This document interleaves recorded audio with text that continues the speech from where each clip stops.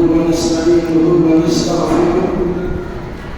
ونعوذ بالله من شرور أنفسنا ومن سيئات أعمالنا من يهده الله فلا مضل له ومن يضلل فلا هادي له وأشهد أن لا إله إلا الله وحده لا شريك له وأشهد أن محمدا عبده ورسوله يا أيها الذين آمنوا اتقوا الله حق تقاته ولا تموتن إلا وأنتم مسلمون يا أيها الناس اتقوا ربكم الذي خلقكم من نفس واحدة وخلق منها زوجها وبث منهما رجالا كثيرا ونساء واتقوا الله الذي تساءلون به والأرحام إن الله كان عليكم رقيبا يا أيها الذين آمنوا اتقوا الله وقولوا قولا سديدا يصلح لكم أعمالكم ويغفر لكم ذنوبكم ومن يطع الله ورسوله فقد فاز فوزا عظيما أما بعد فإن خير الحديث كتاب الله وخير الهدي هدي محمد صلى الله عليه وسلم وشر الأمور محدثاتها وكل محدثة بدعة وكل بدعة ضلالة وكل ضلالة في النار. ابھی جو خطبہ رسولہ نکاح کی اس مجلس میں پڑھا گیا ہے، اس خطبہ کا نام حدیثوں میں خطبۃ الحاجہ ہے، یعنی ضرورت کے وقت پڑھا جانے والا خطبہ۔ اللہ کے نبی صلی اللہ علیہ وسلم کا طریقہ تھا جب بھی کسی بات و نصیحت کی مجلس میں تشریف فرما ہوتے تھے، پہلے آپ یہ خطبہ پڑھتے تھے، پھر اس کے بعد حالات کی مناسبت سے آپ کا بیان ہوتا۔ اسی طریقے سے ہدایت کے موقع پر بھی اللہ کے نبی صلی اللہ علیہ وسلم کی سنت تھی کہ پہلے آپ یہ خطبہ مسلمہ پڑھتے تھے اور پھر اس کے بعد ہدایت کے احکام و مسائل اور حالات حاضرہ پر بیان و خطاب ہوتا۔ اور اسی طریقے سے جمعہ کے دن بھی آپ کا دستور تھا کہ پہلے آپ یہ خطبہ مسلمہ پڑھتے تھے اور پھر اس کے بعد سیاست حاضرہ پر آپ کا سیر حاصل خطاب ہوتا۔ اور اسی طریقے سے نکاح کی مجلس میں بھی اللہ کے نبی صلی اللہ علیہ وسلم کا طریقہ تھا کہ پہلے آپ یہ خطبہ مسلمہ پڑھتے تھے اور پھر اس کے بعد اجابت قبول فرمائی۔ یہی وجہ ہے کہ آج بھی پوری دنیا میں جہاں کہیں نکاح کی تقریب منعقد ہوتی ہے، قاضی صاحب کی زبانی کہیں کھڑا ہو کر، کہیں بیٹھ کر، کہیں آہستہ سے، کہیں زور سے یہ خطبہ پڑھایا جاتا ہے اور سنایا۔ آخر اس خطبہ میں کیا کہا گیا ہے؟ میں مناسب سمجھتا ہوں کہ بالکل ہی اختصار کے ساتھ صرف اس کا مفہوم آپ کے سامنے رکھ دیا جائے تاکہ یہ سمجھنے میں آسانی ہو کہ اللہ کے نبی صلی اللہ علیہ وسلم نے دین کی بنیادی باتوں سے کسی بھی مجلس کو محروم نہیں رکھا۔ یقیناً کوئی انسان اگر اس خطبہ مسلمہ کو اپنی زندگی کے لیے دستور و منشور بنا لے تو ایسے انسان کی زندگی کی کامیابی کی ضمانت دی جا سکتی ہے۔ اس خطبہ میں سب سے پہلے اللہ کی تعریف کی، اللہ سے مدد مانگی، اللہ سے مغفرت کا سوال کیا، اعمال کی خرابی سے اور نفس کی شرارت سے اللہ کی پناہ چاہیے۔ پھر اس حقیقت یہ اظہار کیا گیا ہے کہ اللہ تبارک و تعالیٰ کسی کو ہدایت دینا چاہے، راہ راست پر لانا چاہے، اسے کوئی گمراہ نہیں کر سکتا، بھٹکا نہیں سکتا۔ اور اگر کسی بدنصیب انسان کے لیے اللہ ہی اگر ہدایت کا دروازہ بند کر دیا ہو تو دنیا کے سارے مبلغین اور مصلحین مل کر بھی نہ اس کی اصلاح کر سکتے ہیں، نہ اسے ہدایت کے راستے بتا سکتے ہیں۔ پھر اس کے بعد اس کلمے کا اظہار ہے کہ جس کے قرار کرنے کے نتیجے میں ایک غیر مسلم بھی مسلمان ہو جاتا ہے۔ وہ کلمہ ہے اشہد ان لا الہ الا اللہ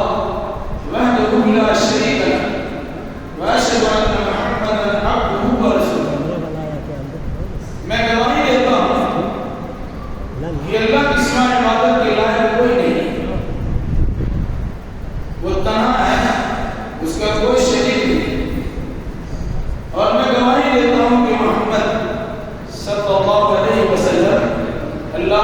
بندے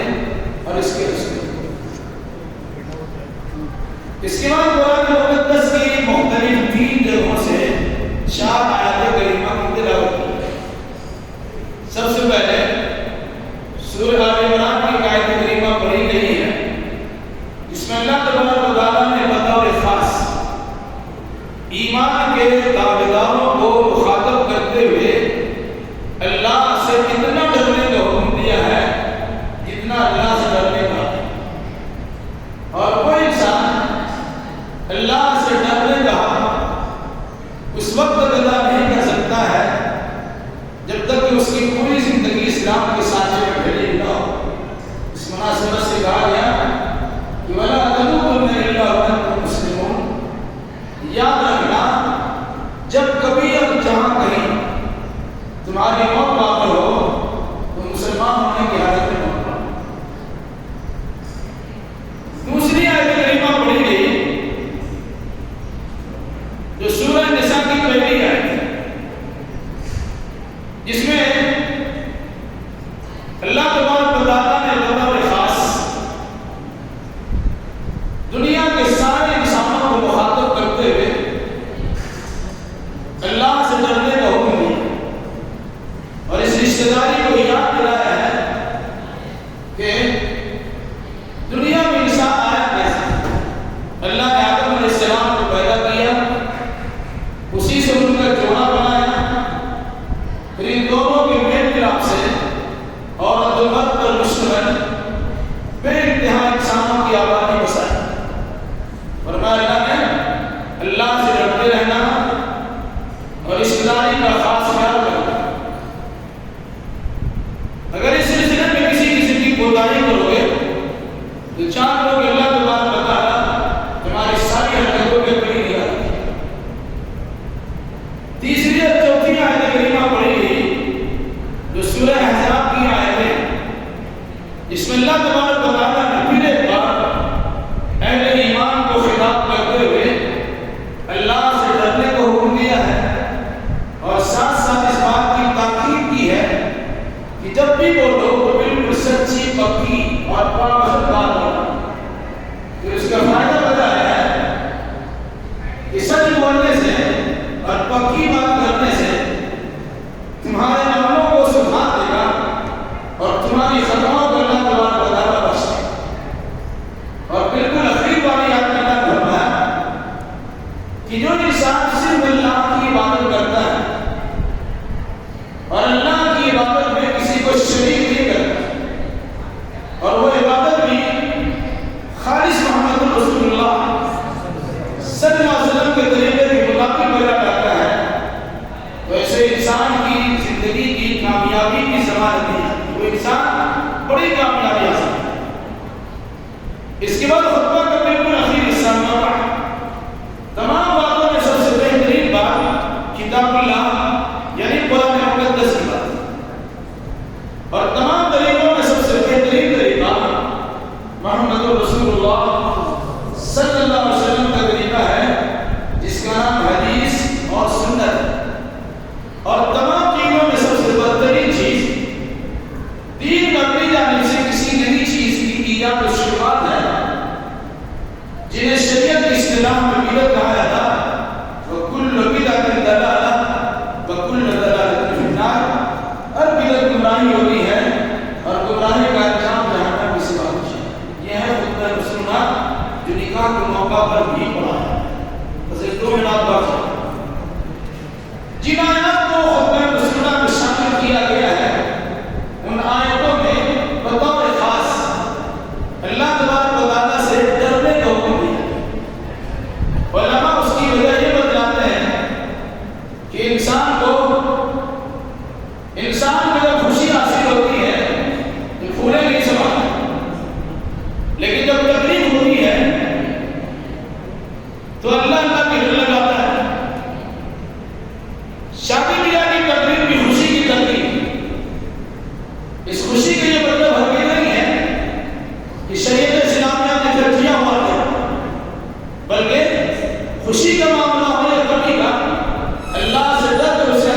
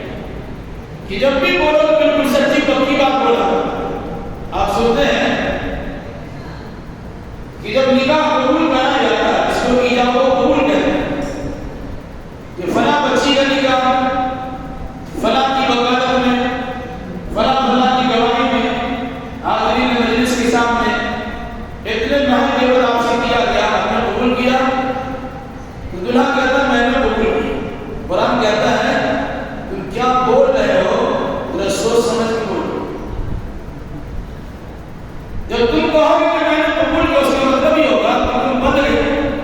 تمہارے پر پابندی آئے گی، تم منمانیاں نہیں کر سکتے، جو کھاؤ گے وہی کھلانا ہوگا، ہوٹل بازی نہیں چلے گی، جو کھاؤ گے وہی کھلانا ہوگا، جس اسٹینڈرڈ کو تم پہنتے ہو اسی اسٹینڈرڈ کو اس کو بھی پہنانا پڑے گا، جہاں رہتے ہو اپنی سہولت کے مطابق نہیں رکھنا پڑے گا، اس کے دکھ درد میں تم کو شامل ہونا پڑے گا، اس کی خوشی بھی تمہاری شرکت لازمی ضروری ہے۔ ان تمام چیزوں کی ذمہ داری کو اٹھانے کے لیے تیار ہو تو مجمع میں سب کے سامنے کہو کہ میں نے قبول کیا، اور اگر مجمع میں سب کے سامنے قبولیت کا دعویٰ تو کر دیا لیکن اس کے بعد اگر تم نے پلٹی مار دیا، اس قبول کرنے کے نام میں کسی قسم کی رکاوٹ ہو گئی، جو خیالات تمہارے ذہن کے اندر پورے نہیں کیے، اس کی خوشیاں کبھی میں تمہاری شرکت لازمی تھی، تم نے لاوالی کو ثبوت دیا، تمہیں یاد رکھنا چاہیے کہ اللہ تبارک و تعالیٰ تمہاری ساری حرکتوں پہ کڑی نگاہ رکھے ہوا ہے، تم اللہ تبارک و تعالیٰ کی خبر سے بچ نہیں سکو، اور پھر اس کے بعد میرے پاس آؤ گے، میں تمہارا حساب لوں گا، تمہاری پوری زندگی کا معاملہ کیا ہو جائے گا۔ اس لیے ایک نکاح کا خطبہ محتاط رہنے کا پیغام ہے، جو دنیاوی اعتبار سے غلطیاں ہو گئی توبہ کرو، اللہ معاف کرے گا، آئندہ اپنی احتیاطی زندگی گزارنے کی کوشش کرو، اللہ تمہاری زندگی میں برکت دے گا، اور ساتھ ساتھ کتاب و سنت کی پابندی کرو، عقیدے کی درستگی کرو، چھوٹا بڑا کوئی بھی عمل ہو کسی بڑے سے بڑے اچھے انسان کے طریقے کار پر نہیں، بلکہ وہ عمل آپ کا محض محمد رسول اللہ صلی اللہ علیہ وسلم کی سنت کے مطابق ہونا چاہیے۔ اگر عبادت میں غیر اللہ کے شریک کیے تب بھی تمہارے اعمال برباد ہو گئے، اور تم نے اچھا کو بجایا اور اللہ کے نبی صلی اللہ علیہ وسلم کے طریقے کو پالتا کر دیا تب بھی تمہارے اعمال کا کوئی اعتبار نہیں ہوگا۔ اس کا خیال رکھو، یہ نکاح کا پیغام پر حقیقت عوام و خواص کو اس لیے سنایا جاتا ہے کہ وہ آدمی اللہ اس کے رسول کے طریقے کے مطابق زندگی گزارنے کی کوشش کرے اور لاوانی پن کے بجائے محتاط زندگی گزارنے کی کوشش کرے۔ اسی خطبہ میں سب سے اخیر ایک بات کہی گئی، اور ہر انسان مانتا ہے زبانی اعتبار سے کہ سب سے اچھی بات کتاب اللہ یعنی قرآن مقدس کی بات ہے۔ ہر آدمی مانتا ہے اگر قرآن کے خلاف کوئی زبان کھولے اب اس کی زبان دراز ہو جائے، قرآن کو جلانے کے لیے اگر ہاتھ بڑھائے اب اس کا ہاتھ توڑ دیجیے، اگر کوئی قدم اس کے خلاف ہوتا ہے اب ٹانگ کاٹ دیجیے، لیکن افسوس ہے وہ قرآن آپ کے گھر میں موجود ہے لیکن کہاں؟ الماری کی سب سے اونچا حصہ وہاں کا ہاتھ ہی نہیں پہنچتا ہے، اتارنے کی توفیق نہیں ملی، کھولنا، پڑھنا، سمجھنا، عمل کرنا، اس کی دعوت عام کرنا بہت دور کی بات ہے۔ اسی طریقے سے ہر آدمی کہتا ہے کہ سب سے بہترین طریقہ محمد رسول اللہ صلی اللہ علیہ وسلم کا طریقہ، مرحال کیا ہے؟ جب اللہ کے نبی صلی اللہ علیہ وسلم کا نام آتا ہے تو آدمی جھوم جاتا ہے، اور جب ان کے طریقے کے مطابق عمل کرنے کی باری آتی ہے تو گھوم جاتا ہے۔ مطلب ناچنا گانا ہمارا کام، شریعت کے مطابق عمل کرنا کسی اور کا کام۔ جب کیا خطبہ نکاح کے ذریعے پیغام سنتے ہیں کہ سب سے بہترین طریقہ محمد رسول اللہ صلی اللہ علیہ وسلم۔ اسی طرح سے اخیر میں بات سنائی جاتی کہ ہوشیار رہنا سب سے بدترین چیز، دین میں اپنی جانب سے کسی نئی چیز کی ایجاد و شروعات، جن کو بھی لگتا ہے شادی بیاہ کے تقریب کے تعلق سے اپنے لیے نت نئے خرافات، بے شمار خرافات کے کھول میں نکاح چھپا ہوا ہے۔ میں بڑی ضمانت کے ساتھ کہتا ہوں کہ نکاح کے موقع پر، شادی بیاہ کے موقع پر